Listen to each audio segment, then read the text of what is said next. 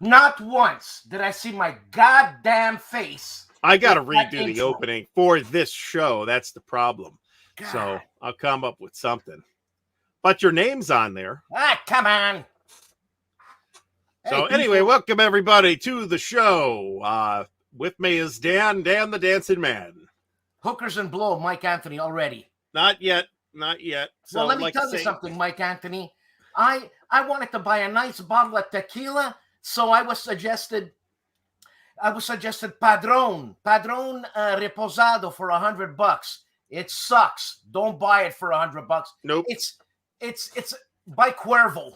Silver, it's a not even $25 bottle of tequila that costs Absolutely. $100. I was really surprised when I was shopping for tequila. I'm not sure why Patron costs what it does. Jesus. It's kind of ludicrously overpriced. I mean, there's a lot of like big brands like Jack Daniels. This costs $10, $15 more than it should. But that's $10 or $15 more. Right. That's not $70 more than God, it costs. What a ripoff. So I don't know hey, if they can get away with it, they're not wrong for charging that, but don't buy Patron for $100. That's my advice. It's fine, right? But I expect it to be a lot better than fine if I'm paying $100 a bottle. I can buy an outstanding bottle of scotch for $100, and I can almost buy 2 good bottles of scotch. So, yeah, don't pay $100 for that shit. No. So today's topic is customizing war games. I've been known to do this with things like little unit cards and stuff like that. And I thought of this because I want to hear what other people's ideas might be. Of course, my customization process starts with the counter rounding and the counter organizing and all that stuff. And I feel like that improves I think that improves the play experience to do those things. Another thing we've used, though, are those little unit cards for the commands for BCS. I printed out all those. We'll use those the next time we play BCS. That was I think a net improvement in the play experience to not have to put those counters on the map. So Mike Anthony's never spent more than $80 for a bottle of booze. I have, but not by much. Come on, Mike, you big spender. What's the matter for you? Tim Zales found 4 bottles of Cuervo. Perfectly serviceable tequila for a margarita, just like the $100 bottle of Patron. Did I get ripped off? It kills me to get ripped off that much. Beaten with a rubber hose. Terrible deal. Terrible. This stuff's kind of crap too, actually. You're buying this for the fancy bottle, though. I mean, I don't think they're fooling anybody. It's not $100 either. Last I checked, and the bottle's cool. Highlight Tim Zales. Put your discount code. Yeah, okay, we got to talk about that. Let me put that up. Thank you for mentioning. So here's the thing. Noble Knight's having a sale right now, and basically everything is on sale. And this code does not stack with the sale prices. So you can't use it right now until their spring sale is over with. So here is the code. Noble Knight knew that I had ordered something, so they rushed to start their spring sale the following day. The sons of bitches. Yeah, no, they're having like a sale on everything, man. Yeah, and everything's about somewhere between 10 and 20% off. In some cases, like for new in-print stuff, their prices are normally about 10 or 20% off. So the prices add up to be pretty good. I ordered a bunch of RuneQuest stuff, and this stuff's reasonably collectible. And I don't think I got totally boned on any of it. I was satisfied with the regular pre-sale prices. Let me put it that way. So there's the code. Yeah, Mike says most of the war games. And if you're over $149 or more, you get free shipping too. If you don't know that. And you know what? For some reason, I don't know why. Maybe I'm biased here, but I don't think they have a huge markup, or do they?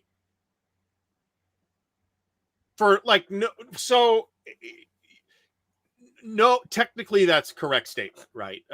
But what people see, right? I mean, I'm not really in the habit. I'm trying to get in the habit of like going and seeing, hey, I need this game from GMT or whoever, and I'll go. I've got my usual haunts, which include Nature Market and Enterprise Games and places like that. But they have a bit of a bit of an MSRP discount on new stuff, right? So when they get this in, for example. When this shows up at, I'm sure they'll knock 10 or 15 or something like 20% off the retail price. So, I mean, that's what we mean when we say markup. But on the other hand, if they got some old rare piece of collectible thing, then they're going to price that at what they think is the market value at the time, which might be the market value, and it might sell, or it might sit around for a couple of years and nobody checks it. In which case, I mean, we've talked to Jess about this before. So it can be expensive. It depends what you're looking for. I will happy to say go check their prices on if there's something you want. I was quite surprised that I was able to get a copy of Gods of Glorantha for like $65 or something like that. I thought that was and it's in fantastic shape too. I thought that was that's an RPG item, not a war game, but it's the same business model, right? Okay, so now, yeah, but this is like one of the half dozen, rarest or most highly collectible things in the hobby too. So this is yes, but it's because it's an exceptional piece that their markup is astronomical on that. So I completely sympathize with Carl on this. I had to box up 4 more boxes of games to make the space for this stuff on the shelf. So working on it. Come on, Carl Kreider, you cheap German. Get another Kallax or something. So anyway, they sent their emails around yesterday, and I think the sale went up, or maybe it was the day before. I don't know. This was right after I ordered it. So I ordered some more stuff, of course. So that ought to probably be here this week, I would think. Their shipping, at least to Ohio, is always very fast. They've never taken more than 1 business day to ship my stuff. So anyway, go and check it out. Jeff Beeler, greetings from the road. Where are you going, Jeff? Where are you going? Wherever you're going, it's going to end one day. Everything's going to end one day. So, Jeff, just stop and hug a tree. So I've seen people do this too, and it certainly can. I mean, remember that some of the Commands and Colors games use miniatures, right? I agree with this sentiment, right? I'd rather not. I don't want to deal with the miniatures, right? Even if they're plastic miniatures, I just don't want to deal with them. So I agree with this. I'd rather have the blocks. But I'm willing to play something like Memoir 44, which has the miniatures too. I'm just not willing to buy it and have to deal with the miniatures. So have you played? You've played Memoir 44? Several times. I've had a terrible experience every time. And did you play with expansions and all that? I've played D-Day scenarios. It's actually all the Memoir 44 I've played. Like 3 times I've played a large D-Day scenario. Oh, the Overlord. It was the Overlord. Crap. Yeah, it was crap every time. And that could be scenario. I mean, there's nothing wrong with the game. I think it's a scenario problem. And part of the problem is like if it's at Origins, and this happened, right? We paid for like this 6-hour slot, which at Origins is like it's like $2 for a 2-hour slot. Is that right? That sound right? So it was like a $6 event, and it was over in 45 minutes. It sucked. You have to pay for the spot that you're playing in. Yeah. Well, you did. That's actually changing this year. But yeah, that's actually pretty typical for large gaming conventions for there to be a door fee to get in and a separate per event fee for most, if not all, events. Now, Origins, again, run by Gamma, pinnacle of competence and quality convention management companies. They used to have you used to be able to sign up, for you go to a demo or something like that, and there was no charge for that. But in the last 10 years, there has been, and I think that's goofy. I think if it's a demo, there shouldn't be a charge for it. I think it's capitalism at its worst.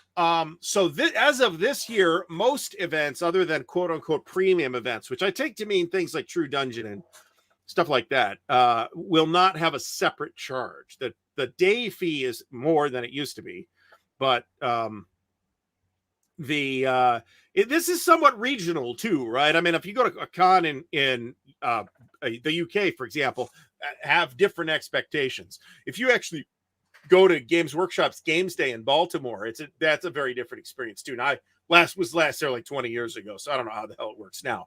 But at the time, it was a very different setup than a typical like Gen Con type of thing, right? Hey, Biznuya, what's your favorite CNC? Because I want to get my buddies into it, and he always says Ancients, but what's the better one? Napoleonics.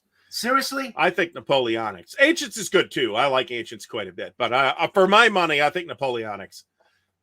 That's my recommendation. Yeah, this is exactly where I'm at, Mike Anthony. What's ADU? I don't know, but you need a whole house. I haven't played all of them. I haven't even played close to all of them, to be honest. I've played Ancients, Napoleonics, Memoir, and I think one other one. And I have Memoir is a perfectly good game. I just haven't had a good experience with it. But Ancients and Napoleonics are the two that I like enough that I went and bought, and I have everything for Napoleonics. You got seriously? Yeah, I have everything. There's like 9 expansions or something. Yeah, something like it's more like 7, but yeah, I got everything. Wow, hey, that's a ton of cash, man. Yeah, no shit. Yeah, that's where all my money went last Origins. I caught up finally after procrastinating for 10 years. So I just bought it all. Carl says that the West Coast cons normally don't charge extra for playing games. I'm fine with it. It just, why do the bookkeeping? Why not just add $10 to the cost of the badge and just not charge? I mean, the fear is always that, we're afraid people will blow it off. Yeah, but they paid $2. I mean, you can't buy a double cheeseburger for $2 anymore. I mean, who cares? If you're going to blow the event off, you're going to blow the event off. You're not going to hesitate because you spent $2. I don't think. Okay, sorry. So I think the new methodology, I think, will work better. I think it'll make more sense. There you go. So Tricord is really good too, actually. Good call on that. Tricord is really nice. And so there's the American Revolution tricorn from Compass, and then there's the Jacobite. It's sort of set up as an expansion, but it's standalone. You don't need the regular game to get it. And that's got the Jacobite. I want to say Jacobins because I'm reading about the French Revolution, but the Jacobite, the main set has an expansion which has like the French. So there's a lot of content there if you want it.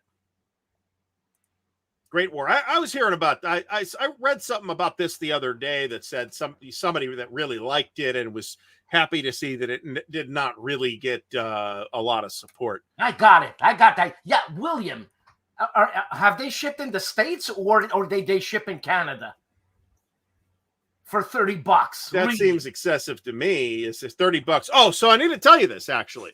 So I went to I had one of my giveaways a couple weeks ago, and one of the giveaway guys was in Canada. So I shipped up to fairly heavy box game up to Canada, and I was prepared for it to be $50 to $60, maybe even $70 through pirate ship, which is a discount, a significant discount, and it's UPS rather than U.S. Postal Service. It was only about $37 to ship to Canada. Really? So that is an option worth investigating. I expected it to be almost twice that. And it was a heavy box. Yeah, it was a product from Compass, so it was heavy. Maybe they're gonna nail him the receiver for whatever. Maybe, but I don't know what who's got what deals. For the U.S., that definitely seems expensive. Yeah, Churchill's is a big, heavy game, admittedly, but not that big. Now, I got hit for Baltic Approach, whatever it's called, Baltic Approaches today. So there's that. And I got hit by the Vet, which was much bigger than the hit for Baltic Approaches. So, I got hit by the Tequila. So there's that. And I got hit by Noble Knight when I bought some more stuff. So Battle Cry does have minis. Battle Lore, which I've never played. Memoir, Battles of Westeros, that's a good call. That's the Game of Thrones version. And the space one has Red Alert has minis as well. So actually, more of them have minis than blocks. Maybe. I mean, you still got to register for the events. You can just show up, but there's ways to manage that. If I get rid of my ASL stuff, I'll have room for another 40 games, for 60 or 80 games. You're still into ASL, Artie? Well, I'm still buying it. So although 2 new ASL news, Sword and Fire Manila, last call for that. So if you want that, go get it now from Multiman. They're going to start shipping it in a couple of days. It's about $100. It's a pretty big module, though. I actually am going to pass on it because I'm not playing enough ASL to justify spending another $100 on the thing again and eating more shelf space. And then they put up for pre-order the overlay pack, which is only like $36 pre-order price, which I think is pretty good. And it's a lot of overlays, but I've got all the overlays. I don't need that. Bistonia says Battles of Westeros is not really a CNC iteration. I thought it was, but to what extent that's true, I can't tell you. So, I got this coming too at some point from Roger. So this is in the new C3I, new SPQR scenario, along with a ton of other stuff, and Burma and a bunch of stuff. Lot in there. Yeah, that was nice of him. Just got my race for Bastogne, so that's nice. Not sure which specific game we're talking about here. Captain Asparagus says East Coast $30 shipping includes the hoe.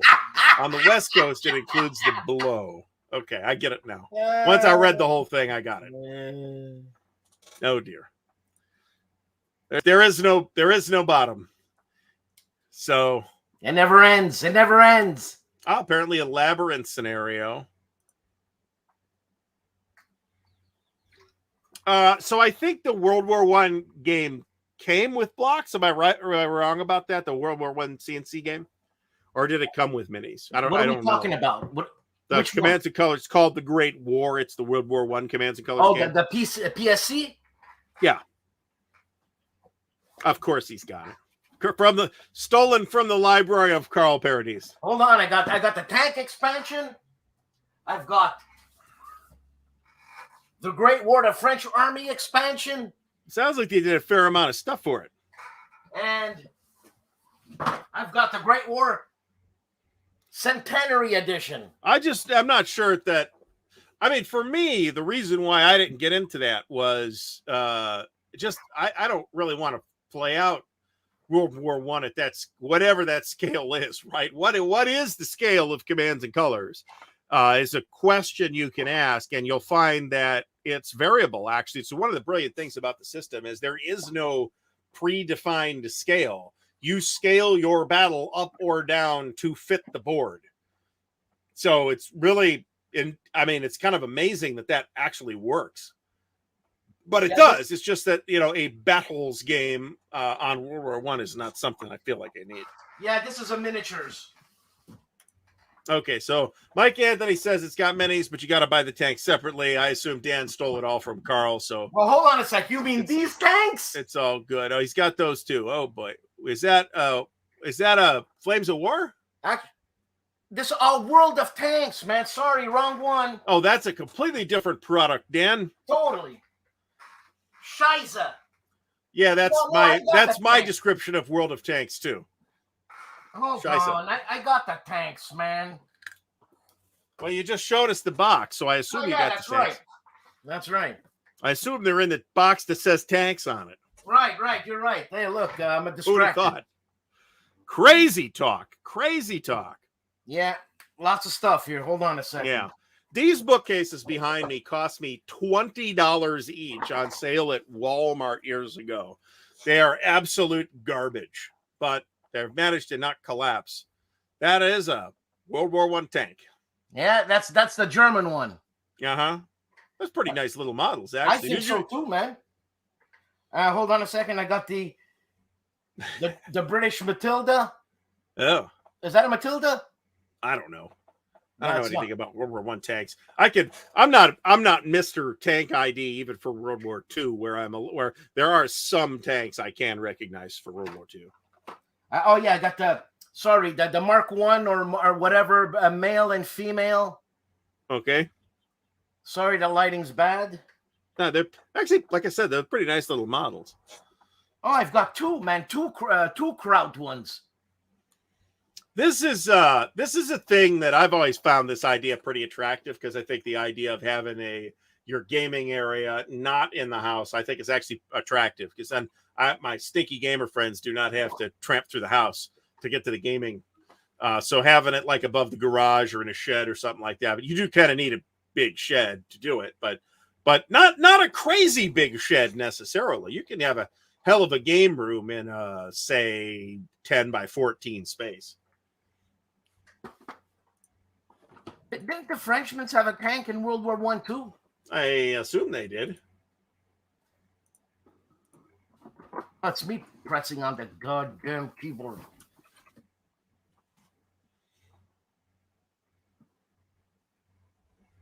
Yeah, it's just... Oh, yep. So if you haven't heard the news, a most fearful sacrifice has begun as of a few days ago now, to arrive in the hands of greedy gamers everywhere.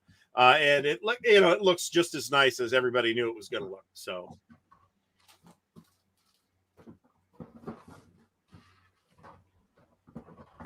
the topic you've missed the topic. We already covered it in 3 minutes earlier in the show.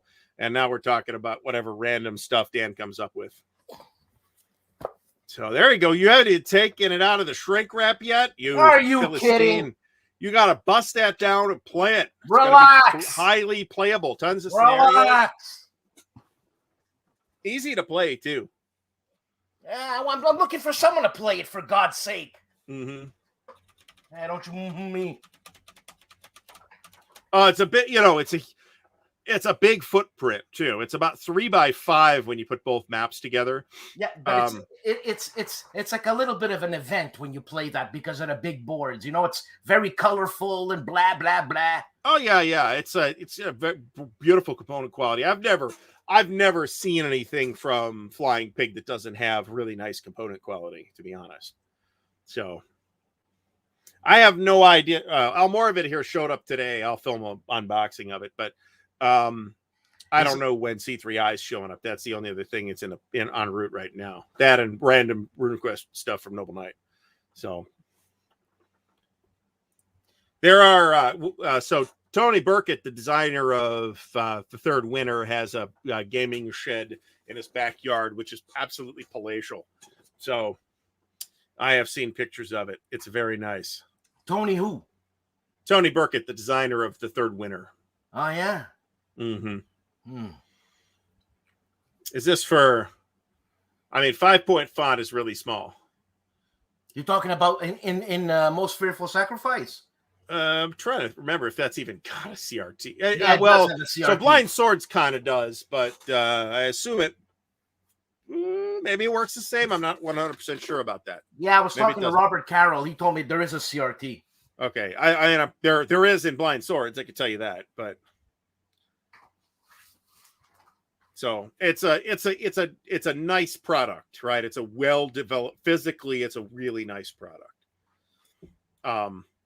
And it's one of the last round of Rick Barber maps too. So there's that. Hissy Cat Studio, thanks for stopping by. So have you ever done anything to like improve your play experience with a war game? Like, make a fancy container for the chits or anything like that? I have. Okay, so what did you do? I bought binders for all the maps and all the stuff for command and not commanding colors. Combat Commander. Game. Combat Commander.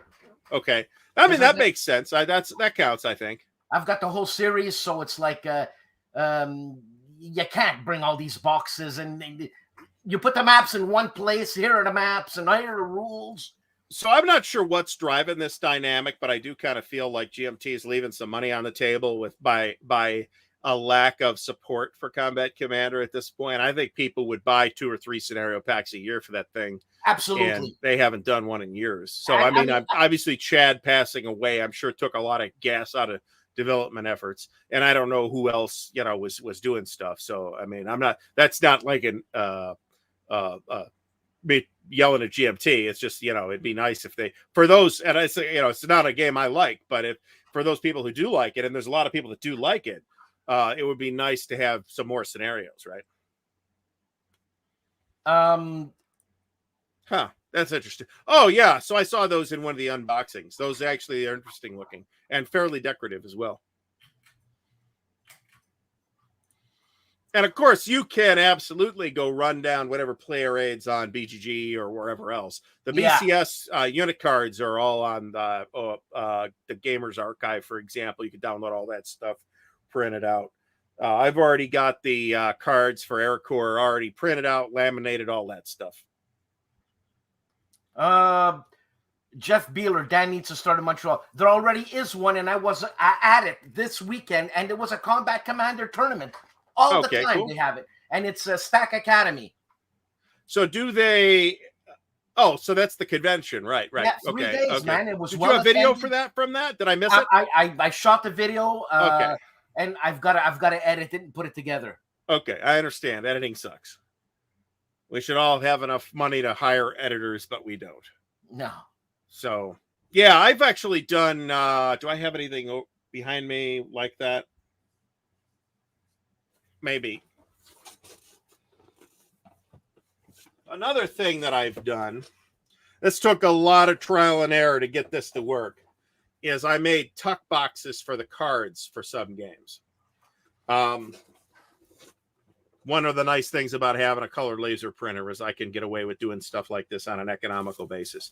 So all the different cards for Dune, the Dune is just happens to be the one that's here. I got a tuck box for each deck of cards for the Spice deck and the Treachery deck and the Storm and Alliance cards and the predictions. And I think this was fairly early on where you notice that the ink is the toner is chipping a little bit. That's because that's a setting that you can normally set on a laser printer for thicker stock, and it wasn't set for that particular one. But that's another thing that I've done. I've done that for like legit war games too, not just Dune, which is a very good game, but not a war game at all.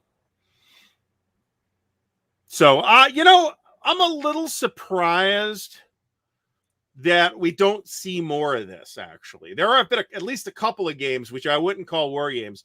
Mare Nostrum from Academy Games, I think, had a neoprene mat that you could get as an extra, and it's very nice. It feels great. I'm surprised more, it's just like I can get custom. I did get a custom neoprene, Ardwulf Lair thing to do unboxings on. You can get those done. It's not that expensive. So, I mean, I'm a little surprised we don't see more of that.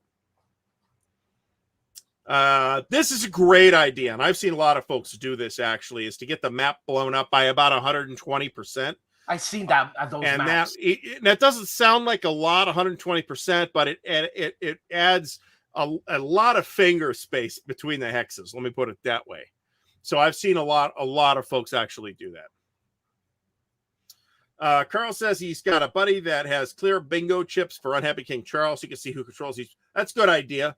That's a good idea. Although, Churchill has clear bingo chips too, and they're like the super cheap, grade school bingo chips, and they feel real cheap. And it's in an otherwise game that feels like it has top quality components. I felt like those were actually out of place. I don't know if the new printing for Churchill will have something different or not. Tile spacers. Yes. So let me hold on.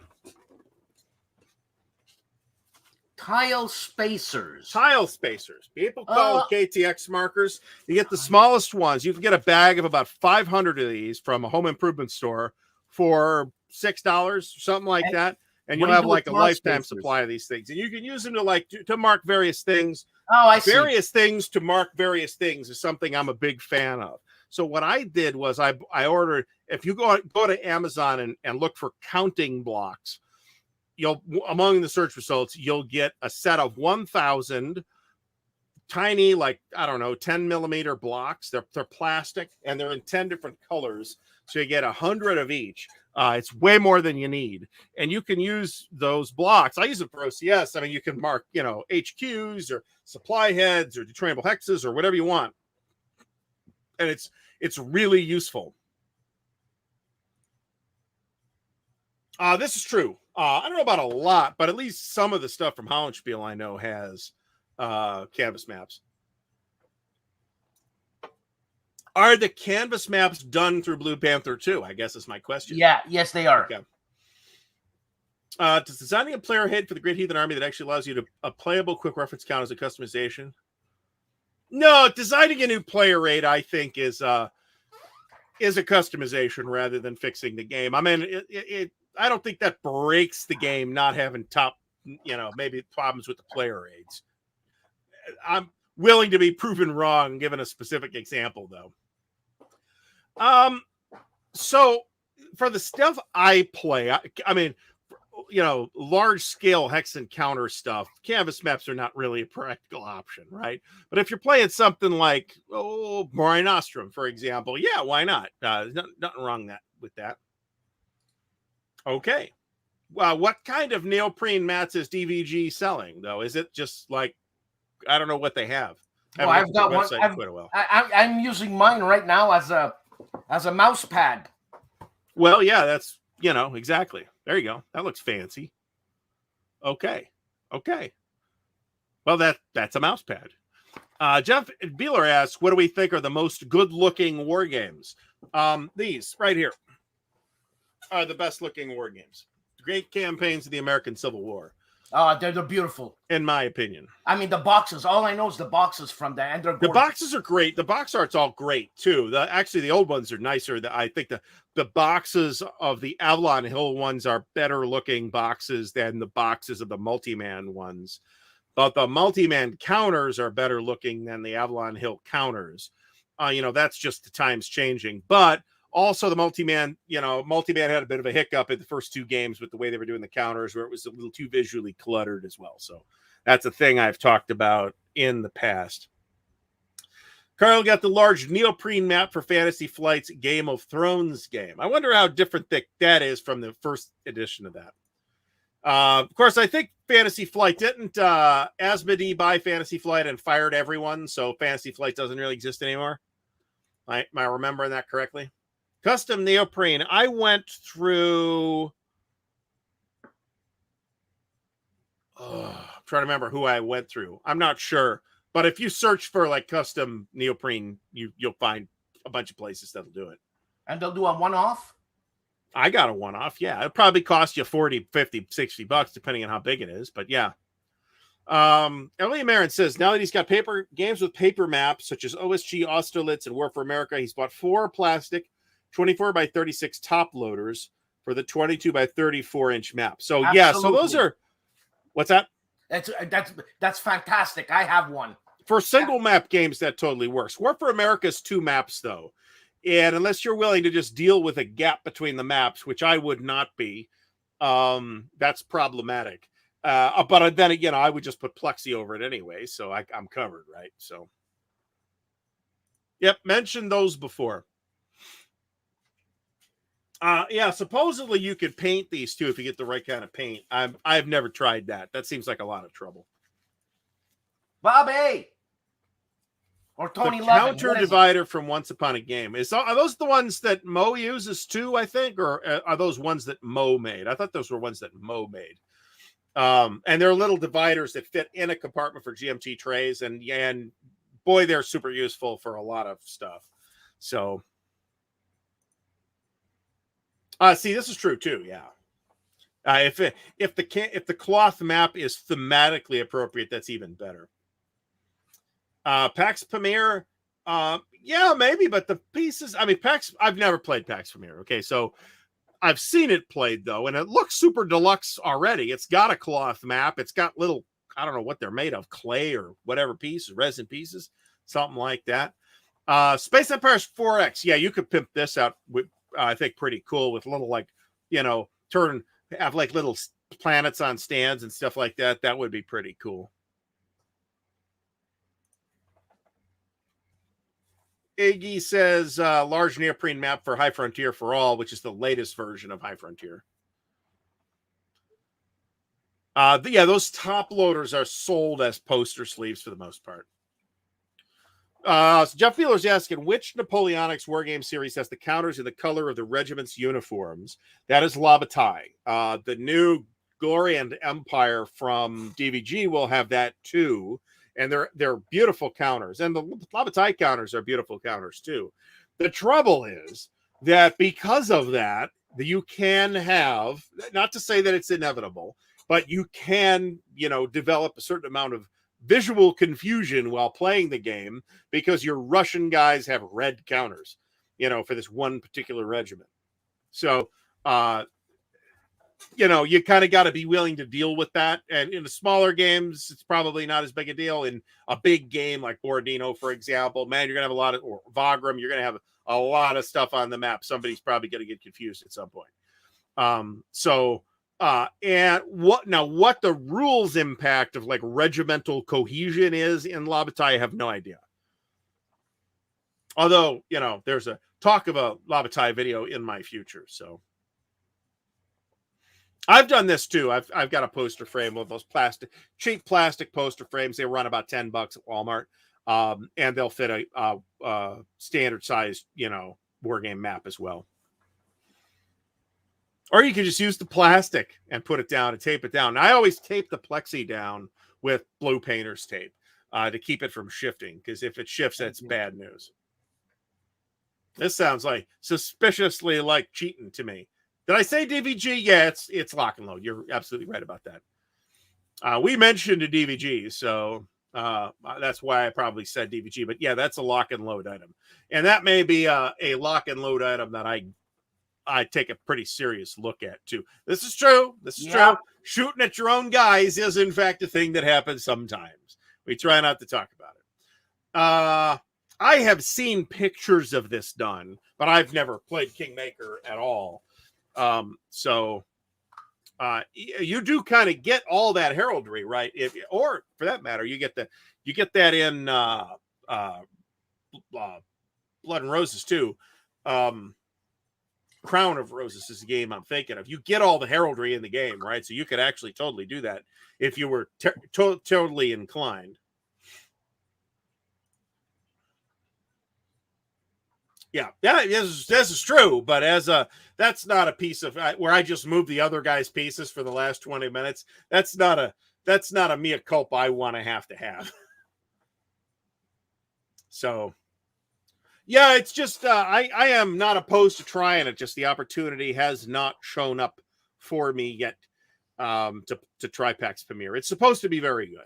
So it's one of those things where I'm in a weird position as a wargamer where I kind of have, generally speaking, especially over the long term, right over the next couple of years or the last couple of years, I kind of have access to all the big games I want to play, right? BCS, GTS, OCS, whatever. And the kind of games that I wish I got to play more were things like Coin and Churchill and PAX Premier and stuff like that. So yeah, this is true too. That's a bit of a different situation. The Russians are brown in ASL, so but it does make for really very attractive counters. I won't dispute that. They're the modern range of Labatai counters are exceptionally good looking. I will agree to that. Who publishes the Labatai series? Oh, that's a great question, Dan. A whole bunch of different places. The main publishers are Marshall Enterprises, which is back after a decades-long hiatus, I believe, and Clash of Arms. In fact, the latest from Clash of Arms, La Bataille de Mont Saint Jean, which is, of course, the Battle of Waterloo, is on the precipice of release from Clash of Arms. So folks who ordered that, presumably 4 or 5 years ago, will be getting it soonish. Are they steep, those games? Considering how big Mont Saint Jean is, I didn't think it was all that expensive. I mean, is it more than it would be if it was for a GMT? Sure, but I didn't think it was that expensive. I'm trying to remember what the price was on that. And I got to tell you, I'm not even sure if it's still available for pre-order, but we could take a look here. And you're saying component quality is really good.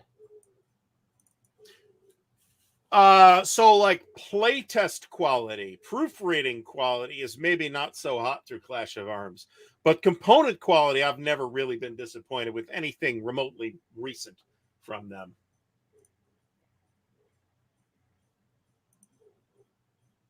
I'm looking for it here. Yeah, so there's two different versions.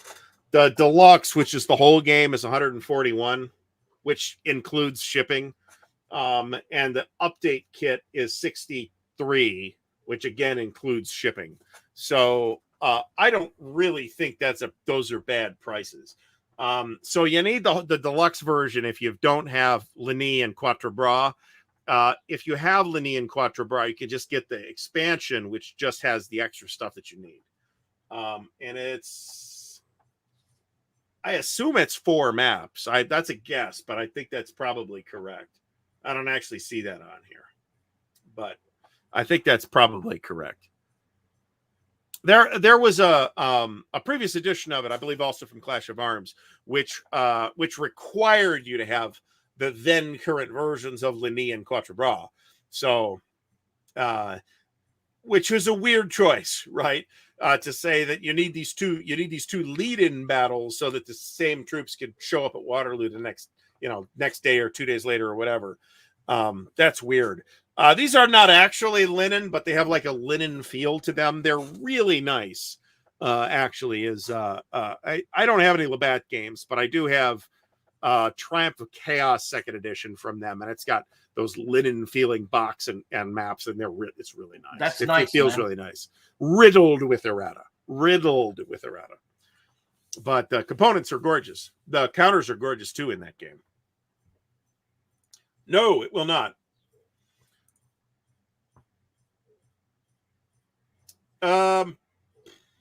Did I pick that up? I'm not sure that I did. Pretty sure I didn't. Hey, Artie, we should do a show on errata. I think we did, didn't we? I don't remember what I ate for breakfast. Well, that's possible. Farshad, thanks for stopping by. So that's okay. If you're offshore, E4 Airman's in Ohio, if I'm not mistaken. So I think we're talking about Mont St. John here, I assume. That's okay, E4. I paid $100 for crap tequila. That's true. That was a bad move. Legion of Honor is really nice too, component wise. Are there pre-order for Borodin? Oh, really? Again? Holy cow! They still got the last one. It's still in stock, as far as I could tell. No, you can't get Legion of Honor. It's over. Is that true? It appears to be available direct from Clash of Arms. Okay, what are they selling it for? Canadian, $112.25, including shipping. That includes shipping. Where are they based? That's about 40. That's about a little less than $40 for shipping. That's actually not bad. I mean, I'm sure that's US dollars and not Canadian dollars. That's probably like at least 16,000, 17,000 Canadian. It freaking kills me that I'm paying $40 for shipping, man. It rips me apart. Well, the right answer is to go to you got some fancy local game store in Montreal. Go there and tell them to order it. Clash of Arms stuff's available through distribution, I believe. Oh, that's very good. That's very good. It's true. I don't go to downtown Montreal anymore, but anyways. Yeah, well, I don't even go down there. Call them and ask them. You guys have phones in Canada, right? Yes, you're a funny man. Usually. Things I don't like to see in Wargame graphics. I am pretty laid back in terms of Wargame graphics, right? I can forgive a lot. I can forgive black and white rules and things like that. That doesn't really bother me. What I don't like to see are things like there's no visual guide for the terrain key, like color visual guide for the terrain key. That's late. I mean, if it was 1990, I could see why that happened, but there's no excuse for that now. Another example would be maps that you have trouble reading, So Rick Barber maps are sometimes like that. Always gorgeous, sometimes hard to read. Depends. Beautiful. Rick Barber, gorgeous. I've seen a lot of Mark Mahaffey maps that have readability problems on them as well. The Dark Valley, the first edition Dark Valley map was, I believe, a Mark Mahaffey map, and it had readability problems. Good luck figuring out where the Soviet military districts are, which are vital to Soviet setup, by the way. By the way, I just checked out a brick and mortar shop. They have Legion of Honor, which is out of stock for $109 Canadian. That's not that bad. No, it's not. Not compared to the price you get. You $140. Is that US $140? That's only a couple. I assume so. It's Jesus. It's 114. I thought you said 140. No, it's 114 direct from Clash of Arms. US. So their retail price on Legion of Honor is $75. Okay. Your 109 from wherever it is up there is $84 USD right now. So that's a pretty that's not a bad price. I don't fair. think it's better than paying $40, to ship it too. So there's that. Now I think that a lot of Mahaffey maps look very attractive. The Dark Valley map looked great. It was readability problems in some cases. Non-NATO symbols. I have a preference. It depends on the game, right? If it's like a Civil War game, then it feels weird to me to have NATO symbols, even though plenty of games do that. Or worse, an Ancients game. It feels even more off. Hey, Jeff. Jeff bought a copy of Legion of Honor in Canada. By the way, has anybody played Legion of Honor? I haven't had a chance yet, but some of the local guys actually used to get together and play it every week, and they spoke very highly of it. But it's a solo game, isn't it? No, you can play it. It doesn't have to be. It will solo flawlessly, yes, but it's not like a dedicated solo game.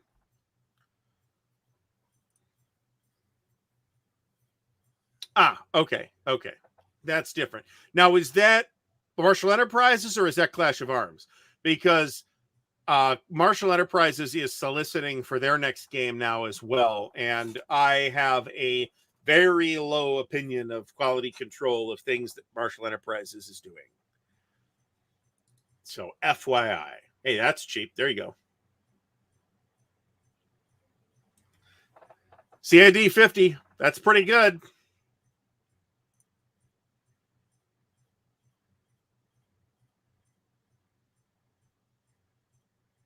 Yeah, that's fair. I can live with that. What? So that's Clash of Arms. I didn't see that on the Clash of Arms website, though. Maybe I missed it. That's possible.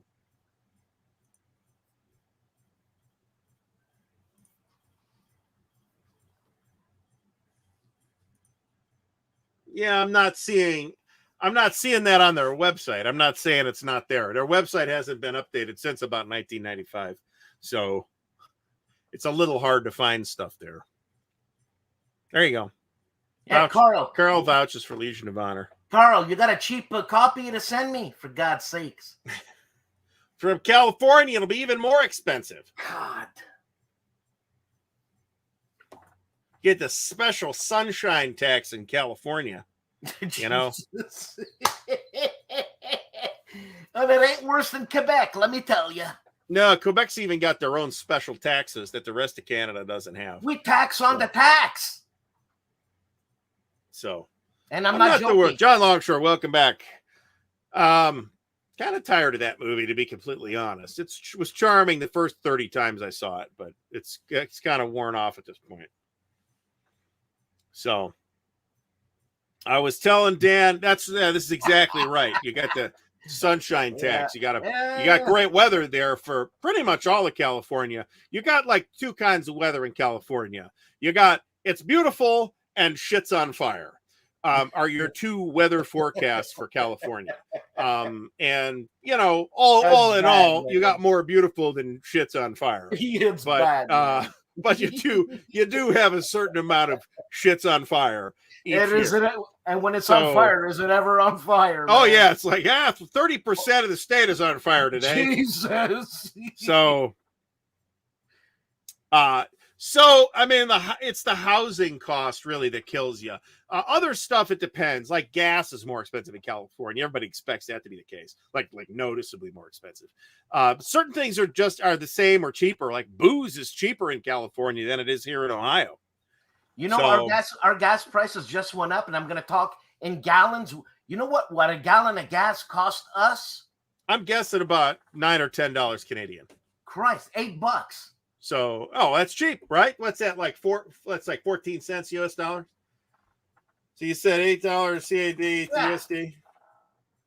So that's $6.14. I mean, so right now that's about $2 more a gallon US dollar per gallon than it is here in Ohio, which is not the most expensive gas or the cheapest gas in the US. So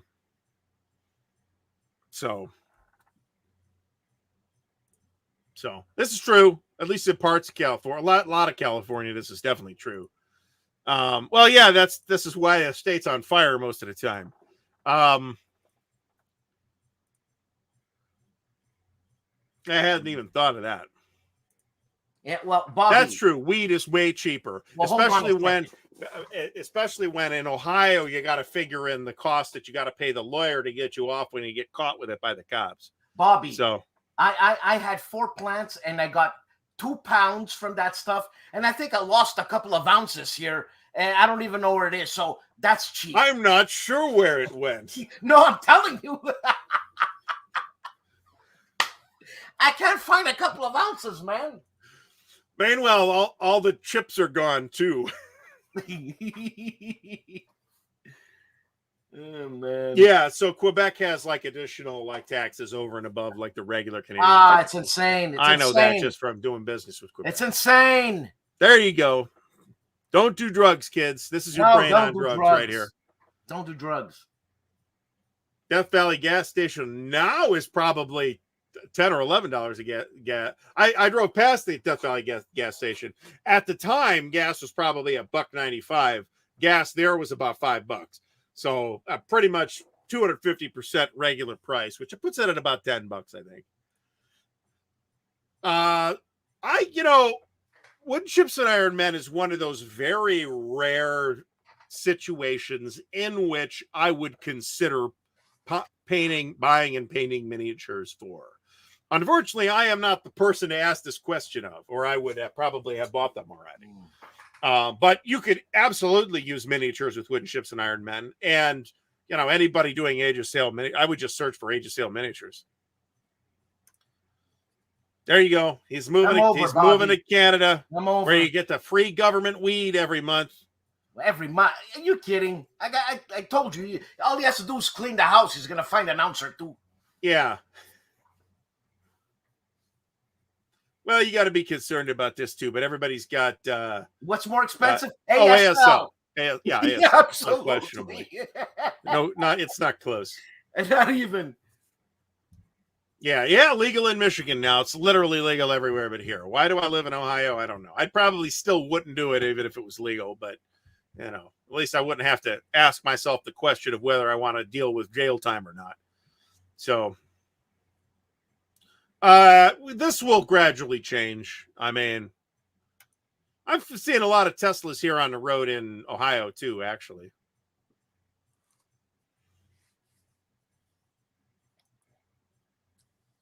Oh, I've definitely spent hundreds of times more on ASL than I have on drugs.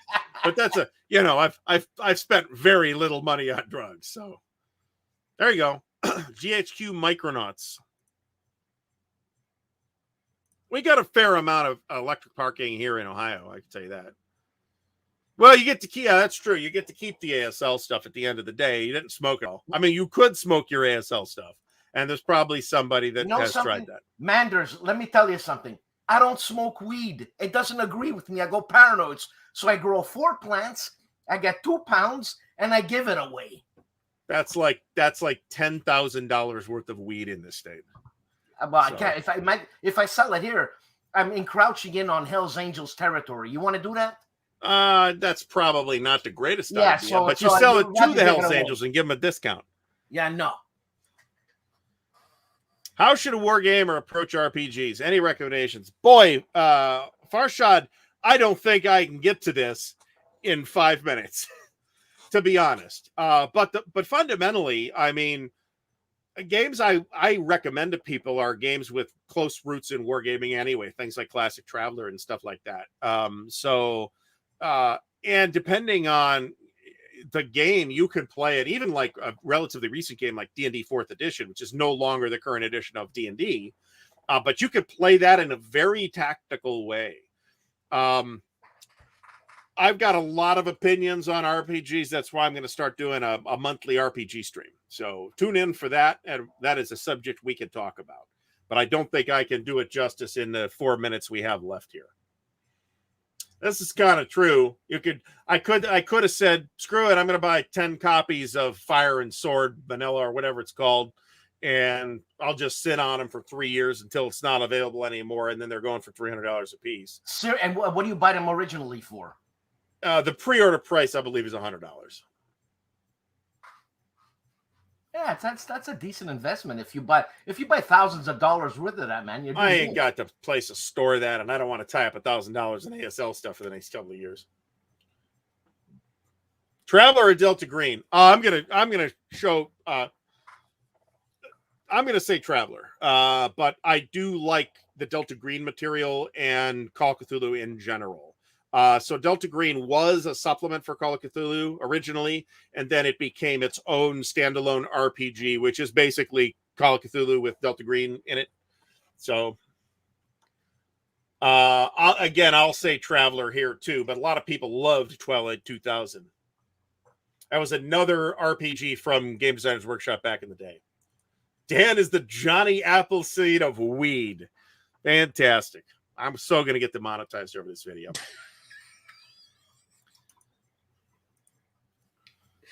Well, not in Canada. It's rules wise, it's pretty clumsy. Yeah, both editions of. So there's 3 editions of it. There's the first edition, which was somebody's college project. So good luck finding a first edition. The one that's most memorable is the boxed set. That's the second edition. Absolutely gorgeous, gorgeous production values, gorgeous art. It's beautiful. It's a cool background. The system's pretty clumsy, but I'm willing to deal with a system that's maybe not perfect. I believe there's been a GURPS conversion of it, and you could actually very readily do something like that in GURPS. But the background material is quite neat. The Moscow game. This is we're back to the Labatai Moscow game, I assume, on that. This is true too. And I have I actually rather like the Conan and Star Trek games from Modiphius that are currently out right now. But they're not simulationist, right? So I like simulationist style things, and then I can put the narrative in, or the narrative evolves, emerges on its own. Artie, what does that mean? What do you mean by that? I totally don't have time to discuss that in 2 minutes. But there's basically this notional thing that's kind of total nonsense, but it's descriptively useful. Of their RPGs are either gamist games or simulationist games or narrativist games, and no game is purely narrativist or pure one, not the others. They're all blends, but a specific game will always emphasize one over the others. Right? Well, that's interesting. Is that a topic? Maybe, yeah, maybe. But I'd want to get designers to talk about that, and I've never designed a war game and don't plan to. So, whereas with RPGs, I can fake it because I've designed RPGs. Twilight 2000 is now published by the Swedish Free League. Yeah. This is true. I mean, I completely agree with that. Hardmaster's another personal favorite of mine. Yeah, well, there isn't for science fiction. Star Trek or Prime Directive. That a whole show on Star Trek RPGs would be something you could do. I don't agree with this. They're very different games, though. There's certainly that old FASA Star Trek had some really, really good big virtues that the new one doesn't have. But the new one has much more updated mechanics. It's a lot easier to play, and it has its own virtues that I think weren't in the FASA game. I actually looked at the FASA game, just in like the last week. for some traveler research. William Aarons, thank you so much. Asked if we prefer hard or soft sleeves for game cards. That depends what game. So if we're talking about like the super rigid ones, those always make it much more difficult to shuffle.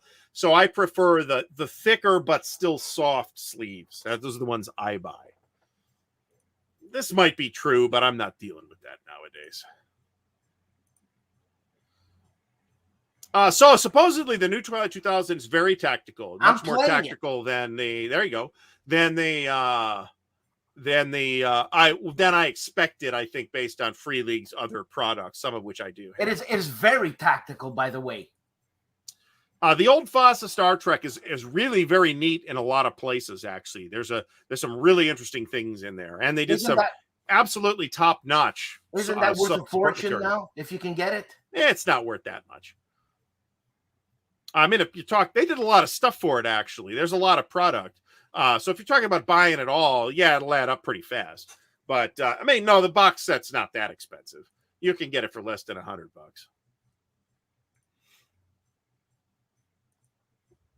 Knowledge Company, Barbarossa. So, E4 Airman, are we talking about a Barbarossa or a Barbara Rossa that they published? Yeah, it's expensive, no doubt. Very expensive. Yeah. Yep, that's a monster. The map footprint's not as big as you think it is either. I mean, it's big, but it's maybe a little smaller than you think. That's a extreme density product right there. I'll have to check this out. I got War Diarrhea video anyway. All right, folks, we're out of time. I would like to thank everybody for stopping by. As usual, we got just as we start hitting the 50 plus, we got to call it short. So I'd like to thank everybody for stopping by. Please check out Dan's channel. Please check out my channel. Subscribe if you're not already. Thumbs up the videos, all that jazz. You guys know the routine by now, and check out the Noble Knight sale if you're looking for stuff too. All right, everybody have a great night.